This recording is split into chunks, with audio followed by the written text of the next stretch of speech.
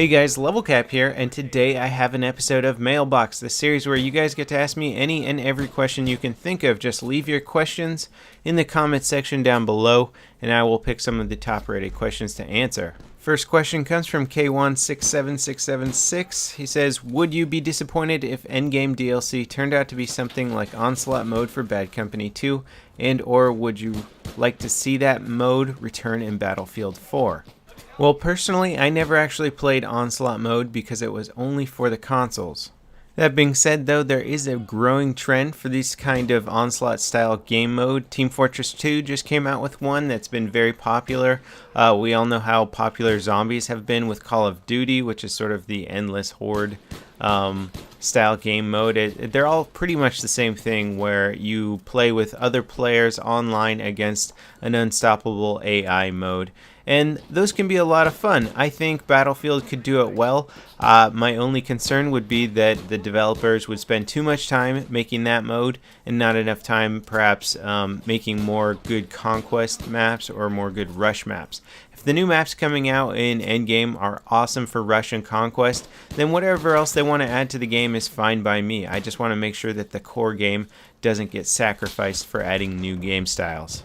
The next question comes from David Schreiber. He says, hey LevelCap, what would be your dream game mode? It could already be one in the Battlefield series, or you could create one yourself. Well, I've always been kind of partial to conquest game modes on infantry heavy maps, sure, with maybe a tank or a few armored vehicles here and there, but primarily urban based infantry heavy maps. I think that's some of the most fun I've ever had in Battlefield, is playing this conquest game modes.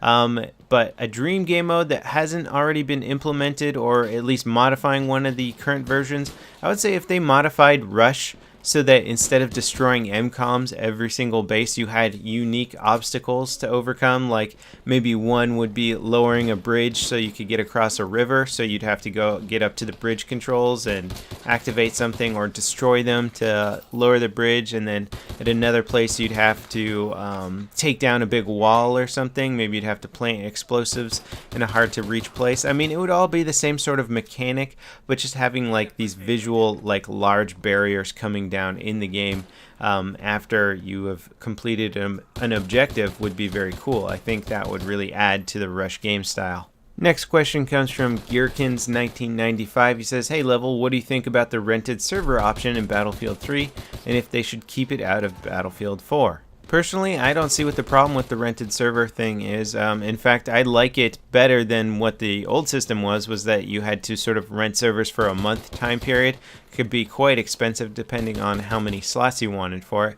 So being able to rent a server for a day or a week is quite ideal, because I used to have a server and I only ended up using it like once per week, and it just wasn't really cost effective for me to spend that much money just to use a server 4 times a month. So I like the renting server option. I think that's very cool, and I would love to see it back in Battlefield 4.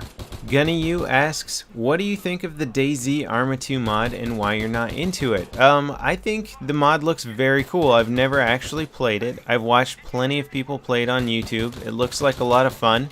But you know, my time is limited these days, and frankly I'm kind of content with watching other people play the game on YouTube. You know, it seems like you have to put a lot of time into the game, and YouTube videos, you know, they take all the entertaining or the really fun elements, they cut it out, they put it into a shorter time frame, and I can watch those and sort of be entertained by it. I think I get the general concept of the game, and if I had tons of time to waste every day, or at least spend gaming, then I'd probably check it out. But since I don't, you know, I have to decide between what games I can play, and that one just didn't make the cut. Smarty asks, if you could kill Justin Bieber, what weapon would you choose? And just to make things interesting, I gotta say, I'd probably pick a Sarlacc pit so that Justin could find a new definition of pain and suffering as he was slowly digested over 1,000 years. I don't know, seems like a good way to take somebody out. TGX Farkim asks, do you make a living off YouTube? How long do you see yourself doing this, and what would you move on to after YouTube? Yes, I'm currently doing YouTube full-time. Love this job. It's a lot of fun. I've definitely had some real jobs, and when I say real, I mean jobs where you're actually working for somebody, working retail, producing art, content, animation. I was an animator before doing this job.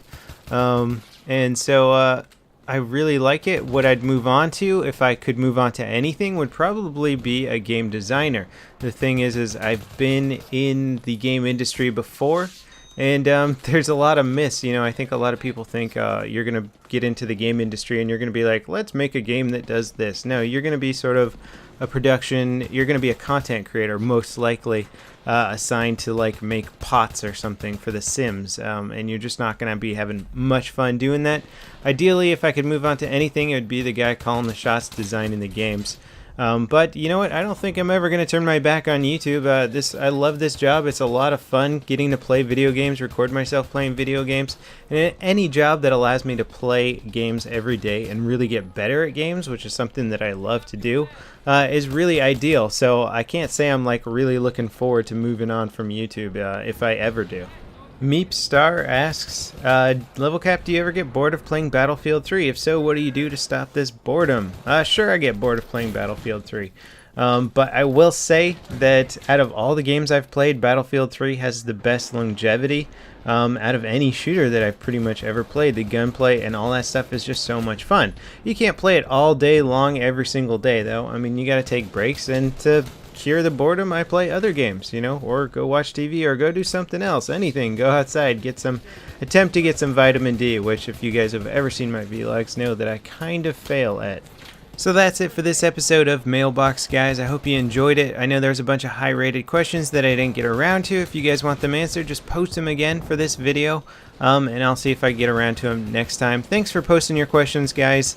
And as always, I'll see you next time. This is LevelCap, signing off.